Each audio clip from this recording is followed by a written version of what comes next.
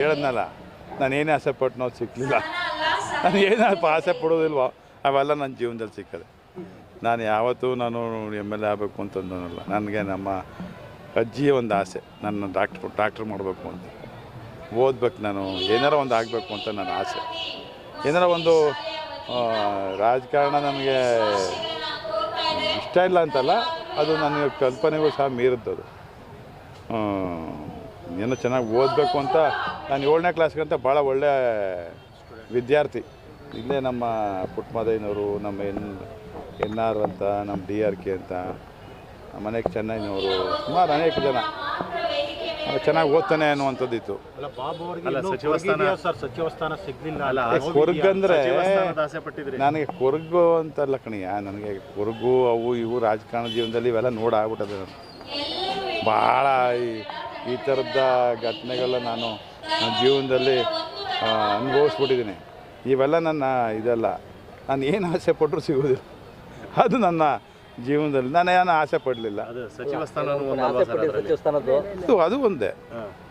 ಸಾಕಷ್ಟು ನಿರೀಕ್ಷೆ ಇಟ್ಟಿರಿ, ಭರವಸೆ ಕೂಡ ಇಟ್ಟಿರಿ. ಭರವಸೆ, ನಿರೀಕ್ಷೆ, ಆಸೆ ಇಲ್ಲದವರೆ ಮನುಷ್ಯ ಬದುಕೋಕೆ ಆಗೋದಿಲ್ಲ. ಭರವಸೆ ಇದ್ರೇ, ಆಸೆ ಇಲ್ಲದವರೆ, ನನಗೆ ಇದು ಏನಪ್ಪ ಒಂದು ಇದನ್ನು ಪಡೆದವ್ರೆ, ಬೇಕು ಅಂತ ಅನ್ಸ್ಕೋದವ್ರೆ, ನಮ್ಮ ಬದುಕಲ್ಲಿ ಏನದೆ? ನಾವು ಕನಸು ಕಾಣ್ದವ್ರೆ ಏನಾಯ್ತದೆ? ನಮ್ಮ ಕನಸು ಕಾಣ್ಬೇಕಲ್ವಾ? ಅಲ್ಲ ಸರ್, ಇವತ್ತು ರಾಜಕಾರಣದಲ್ಲಿ ಒಂದು ಹುದ್ದೆ ಪಡ್ಕೋಬೇಕಂದ್ರೆ ಮಾನದಂಡ ಏನಿರಬೇಕು ಅಂತ ಅನ್ಸುತ್ತೆ ನಿಮಗೆ? ಅಲ್ಲ ನಡೆ, ನಮಗೂ ಅದಿಲ್ಲ ಅನ್ನೋವಂಥದ್ದು ಏನಿಲ್ಲ.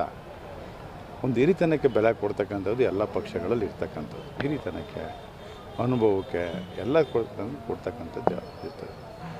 ಅದು ಇವತ್ತಿನ ಎಲ್ಲ ಚೆನ್ನಾಗಿದ್ದರೂ ಒಂದು ಸಮಯ ಸರಿ ಇಲ್ಲ ಅನ್ನುವಂಥದ್ದು ನನಗೆ ಅರ್ಥ ಆಗ್ತದೆ.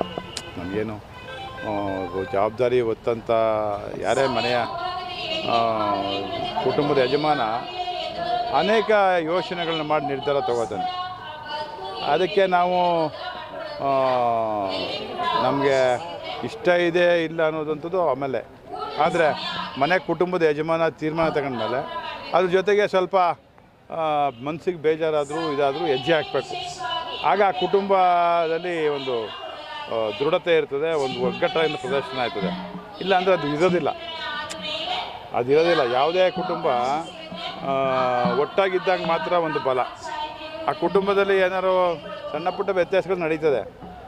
ಇದು ಸಹಜವಾಗಿ ಒಂದಾಗ ಹೋಗಲೇಬೇಕಾದಂಥ ಅಗತ್ಯ ಇರ್ತದೆ. ಅಲ್ಲ ಸರ್, ನಿಮ್ಮ ಆಪ್ತ ವಲಯದಲ್ಲಿ ಒಂದು ಮಾತು ಕೇಳಿ ಬರ್ತೈತೆ, ಯಾರು ಕೈ ಆಡಿಸಿದ್ರು, ಯಾರ್ದೋ ಒಂದು ಕೈ ಆಡಿಸಿ ಅವೆಲ್ಲ ಏನಿಲ್ಲ ಕಣೆ. ರಾಜಕಾರಣದಲ್ಲಿ ತಂತ್ರ, ಕುತಂತ್ರ, ಪ್ರತಿತಂತ್ರ ಇವೆಲ್ಲ ನಡೀಲೇಬೇಕು. ಅದು ನಡೀದವ್ರ ಜೀವನ ಏನಿದೆ, ಅದು ನಡೀದ್ರೆ ರಾಜಕಾರಣ ಏನಿದೆ. ಎಲ್ಲರೂ ಸಿಕ್ಕಿದ್ದ ನಡೆದಿದೆಯಾ ಅದು ಅಂತ ಸರ್? ಗೊತ್ತಿಲ್ಲಪ್ಪ ನನಗೆ. ಅಲ್ಲ, ನಿಮ್ಮ ಆಪ್ತ ವಲಯದಲ್ಲಿ ತುಂಬ ಬೇಸರವಾಗಿ ಆ ಥರದ್ದೇನು ನನ್ನ ಅನುಭವಕ್ಕೆ ಬಂದಿಲ್ಲ. ನಾನು ಪ್ರಯತ್ನ ಪಟ್ಟೆ ಪ್ರಾಮಾಣಿಕವಾಗಿ. ಅವ್ರೇನು ಪ್ರಯತ್ನ ಪಡಬೇಡ ಅಂತ ನನಗೇನು ಯಾವತ್ತೂ ಹೇಳಿಲ್ಲ. ಆದರೆ ಆಗಲಿ ಕಣೆಯ ಅನ್ನುವಂಥದ್ದು ಒಂದು 2023ರಲ್ಲಿ ಅಧಿಕಾರಕ್ಕೆ ಬಂದಾಗ ಒಂದು ಮಾತುಕತೆ ಆಗಿತ್ತು ಬಾಬು ಅವರು ಮತ್ತು ಚಲುವರಾಯಸ್ವಾಮಿ ಅವರ ನಡುವೆ. ನಾನು ಯಾವತ್ತೂ ಏನನ್ನೂ ಸಹ ನಮ್ಮ ಚೆಲುವಣ್ಣಂತ ನಾವು ಕೇಳೇ ಇಲ್ಲ ಕಣೆ. ನಾವು ಯಾವತ್ತೂ ಆಮೇಲೆ ಇನ್ನೊಂದು ನನ್ನ ಪಕ್ಷ ಬಿಡು, ನನ್ನ ಜೊತೆಗೆ ಬಾ ಅಂತ ಅವ್ನು ಯಾವತ್ತೂ ಕರೆದವನು ಅಲ್ಲ. ಅವ್ರಿಗೆಲ್ಲ ಒಂದೊಂದು ಏನಪ್ಪ ಅಂದರೆ ನನ್ನ ಕುಮಾರಣ್ಣನ ಬಿಟ್ಟು ಬರ್ತಾರ ಇವರು, ಆ ಕುಟುಂಬ ಬರ್ತದ, ದೇವೇಗೌಡರು ಬಿಟ್ಟು ಬರ್ತದ ಅನ್ನುವಂಥದ್ದು ಅವರೆಲ್ಲರ ಒಂದು ಯೋಚನೆ ಇತ್ತು. ಆದರೆ ಅವತ್ತಿನ ಘಟನೆಗಳು, ಸನ್ನಿವೇಶ ನನ್ನನ್ನು ಪಕ್ಷ ಬಿಡ್ತಕ್ಕಂಥ ಒಂದು ತೀರ್ಮಾನ ತಗೋತು. ಅವತ್ತು ನನ್ನನ್ನು ಕೈ ಹಿಡಿದ್ರು, ನಮ್ಮ ಮುಖಂಡರುಗಳು ಕೈ ಹಿಡಿದ್ರು, ನಮ್ಮ ಜನ ಕೈ ಹಿಡಿದ್ರು, ನನ್ನ ಕುಟುಂಬ ಕೈ ಹಿಡೀತು. ಇವರೆಲ್ಲರ ಒಂದು ನನಗೆ ಇದು ಸಹಕಾರ ಸಿಕ್ಕಲಿಲ್ಲ ಅಂತ ಹೇಳಿದ್ರೆ ನನಗೆ ಗುರಿ ಮುಟ್ಟಕ್ಕಾಗೋದೇ ಇಲ್ಲ. ನಮಗೆ ನನ್ನ ಜನ ಮುಖಂಡರುಗಳು ಜೊತೆಗೆ ನಮ್ಮ ಕುಟುಂಬ ಸ್ವಲ್ಪ ಹೆಚ್ಚಿನ ಬೇಸರ ವ್ಯಕ್ತಪಡಿಸಿದ್ರು. ಕೊನೆಗೆ ಅಲ್ಟಿಮೇಟು ಏನೋ ತಗೊಬಿಟ್ಟ ನಾವು ಅಲ್ಲಿ ಹಾಳಾಗೋಲಿ ಅಂತ ಕುಟುಂಬದ ತೀರ್ಮಾನ ತಗೋತಾರಲ್ಲ, ಹಂಗೆ ಈಗ ನಾನಿದ್ದೀನಲ್ಲ ಪರಿಸ್ಥಿತಿ ಆ ಥರ. ಸರ್, ಅವತ್ತು ನಿಮ್ಮ ಕೈ ಹಿಡಿದ ಪಕ್ಷ ಇವತ್ತು ಕೈ ಬಿಟ್ಟಿದ್ದೀರಾ? ಕೈ ಬಿಟ್ಟಿಲ್ಲ. ನಾವು ನಮ್ಮನ್ನು ಭಾಳ ಗೌರವಯುತವಾಗಿ, ಭಾಳ ಚೆನ್ನಾಗಿ ನನಗೆ ಕ್ಯಾಬಿನೆಟ್ ದರ್ಜೆ ಒಂದು ಮಂತ್ರಿಗೆ ಈಕ್ವಲ್ ಆದಂಥ ಒಂದು ಸ್ಥಾನ ಕೊಟ್ಟಿದೆ, ಗೌರವಿಸಿದೆ.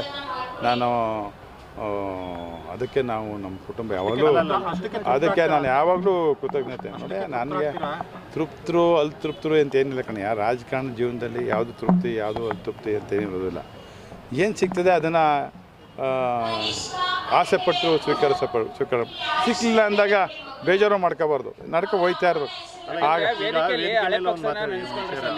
ಹಿಂದೆ ಒಂದು ಪಕ್ಷದಲ್ಲಿದ್ದೆ, 10 ವರ್ಷದಿಂದ ಒಂದು ಪಕ್ಷದಲ್ಲಿದ್ದೀನಿ, ಮುಂದೆ ಏನಾಗ್ತೀನಿ ಗೊತ್ತಿಲ್ಲ ಅಂತ ನೀವು ಹೇಳಿದ್ರಿ. ನಾನು ಮುಂದೆ ನಾನು ಹೇಳಿದ್ದು ನಿಮಗೆ, ರಾಜಕಾರಣದ ಜೀವನದಲ್ಲಿ ಸಾಕಾಗಿದೆ ನನಗೆ. 40 ವರ್ಷ ದೀರ್ಘ ಪ್ರಯಾಣ ಮಾಡಿದ್ದೀನಿ. ನನಗೆ ಸ್ನೇಹಿತರು ಅಂತಿರೋರು ನನಗೇನು ದೊಡ್ಡವರು ಇಲ್ಲ, ನನಗೆ ಸ್ನೇಹಿತರು ಅಂತಿರೋರು ನನಗೇನು ಚಿಕ್ಕವರು.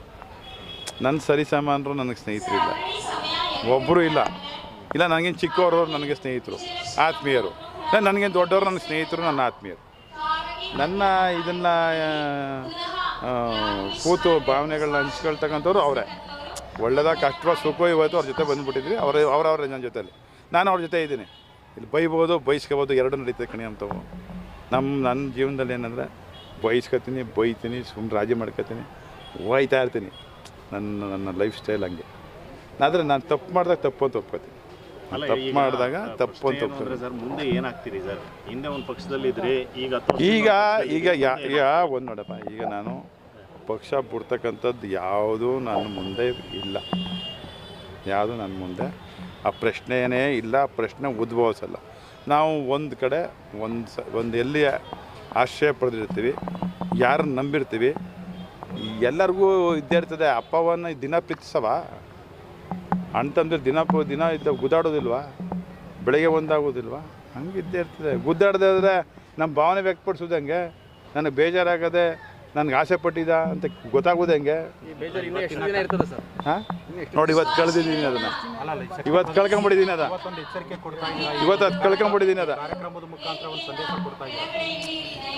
ಈ ಕಾರ್ಯಕ್ರಮ ನಮ್ಮ ಒಂದು ಪ್ಯೂರ್ಲಿ ಪಕ್ಷಾತೀತವಾಗಿ ನಾನು ಎಲ್ಲ ಪಕ್ಷದವ್ರನ್ನೂ ಕರೆದಿದ್ದೀನಿ. ಇದಕ್ಕೆ ನಮ್ಮ ಸ್ನೇಹಿತರಿಗೆ ಹೇಳಿ ನಾನು ಎಲ್ಲರನ್ನೂ ಕರೆಯೋಕ್ಕಾಗೋದಿಲ್ಲ.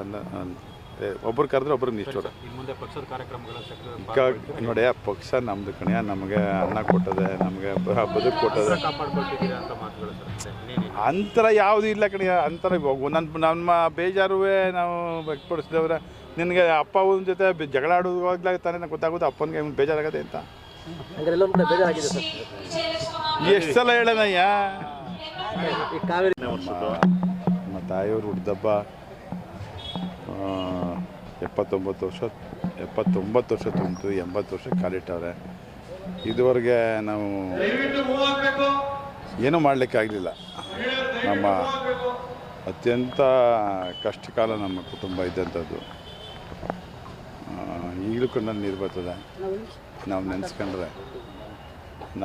ನೆನೆಸ್ಕೊಂಡ್ರೆ ಏನಾಗ್ತದೆ. ನಮ್ಮ ಹಳೆಯ ಜೀವನವನ್ನು ನೆನಪು ಮಾಡ್ಕೊಳ್ತಕ್ಕಂಥದ್ದು, ನೆನಪು ಮಾಡ್ಕೋಬೇಕು ಅನ್ನೋಂಥದ್ದು ಭಾಳ ಕಷ್ಟದಲ್ಲಿ ನಮ್ಮ ತಾಯಿಯವರು ನಮ್ಮ ಮನೆ ನಡೆಸಬೇಕು. 100 ರೂಪಾಯಿಗೆ ಇದಂಥ ಕಷ್ಟನೂ ಸಹ ನಾನು ನೋಡಿದ್ದೆ. 100 ರೂಪಾಯಿಗೆ ಅನೇಕ ಘಟನೆಗಳು ಮನಸ್ಸಿನಲ್ಲಿ ಎಲ್ಲರೂ ಹೃದಯದಲ್ಲಿ ಉಳ್ಕೊಂಬಿಟ್ಟೆ. ನಮ್ಮ ತಂದೆಯವರ ಕಾಲಾನಂತರ ನಮ್ಮ ಬದುಕು, ನಮ್ಮ ಜೀವನ ಎಲ್ಲಿ ಹೋಗಿ ನಿಲ್ತೀವಿ, ಎಲ್ಲಿಗೆ ಗುರಿ ಮುಟ್ತೀವಿ ಅನ್ನುವಂಥದ್ದು ನಮ್ಮ ಏನಕ್ಕೆ ಆಸೆಗಳು ಇರಲಿಲ್ಲ, ಕಲ್ಪನೆಗಳು ಇರಲಿಲ್ಲ. ನಮ್ಮ ತಂದೆಯವ್ರ ಹೆಸರು ಮಾತ್ರ ಜೀವಂತವಾಗಿತ್ತು. ಅದ್ರ ಜೊತೆ ಆ ಹೆಸರಿನ ಜೊತೆ ನಮ್ಮ ಜೀವನ ಹೆಜ್ಜೆ ಪ್ರಾರಂಭ ಆಯಿತು. ಅತ್ಯಂತ ಕಷ್ಟ ಕಾಲದಲ್ಲಿ ನಮ್ಮ ತಾಯಿಯವರು ಮನೆಯ ಕುಟುಂಬವನ್ನು ಮುನ್ನಡೆಸಿದ್ರು. ನಮ್ಮ ಜೊತೆಯಲ್ಲಿ ನಮ್ಮ ತಂದೆಯವರ ಅನೇಕ ಸ್ನೇಹಿತರುಗಳು, ಒಬ್ಬೊಬ್ಬರ ಹೆಸರು ಹೇಳಿದ್ರೆ ತಪ್ಪಾಯ್ತದೆ, ಅನೇಕ ಸ್ನೇಹಿತರು, ಅನೇಕ ಅವರ ಅಭಿಮಾನಿಗಳು, ಅನೇಕ ಜನಸಾಮಾನ್ಯರು, ನಮ್ಮ ತಂದೆಯವರು ಇಷ್ಟಪಟ್ಟಂಥ ಜನಸಾಮಾನ್ಯರು ನಮ್ಮ ಜೊತೆ ನಿಂತರು. ಆ ಕಷ್ಟ ಕಾಲದಲ್ಲಿ ನಮ್ಮ ತಾಯಿಯವರು ಮುನ್ನಡೆಸ್ದೇ ಹೋಗಿದ್ರೆ, ನಮ್ಮ ತಾಯಿಯವರು ಆ ಜವಾಬ್ದಾರಿನ ಹೊರದೇ ಹೋಗಿದ್ರೆ ಇವತ್ತು ನಾನು ಎಲ್ಲಿ ನಿಂತಿದ್ನೋ ಗೊತ್ತಿಲ್ಲ. ಎಲ್ಲಿ ನಿಂತಿದ್ನೋ ನಮಗೆ ಗೊತ್ತಿಲ್ಲ. ನಮ್ಮ ಬದುಕೇನಾಗಿರ್ತದೋ ನಮ್ಗೆ ಗೊತ್ತಿಲ್ಲ. ಒಂದು ಕಡೆ ಬದುಕಿರ್ತಿದ್ವೋ ಇಲ್ವೋ ಅನ್ನುವಂಥದ್ದು ಒಂದು ದೊಡ್ಡ. ಇವತ್ತೊಂದು ಅವರ 29 ವರ್ಷ ಕಳೆದಿದೆ, 80 ವರ್ಷಕ್ಕೆ ಬಂದವ್ರೆ.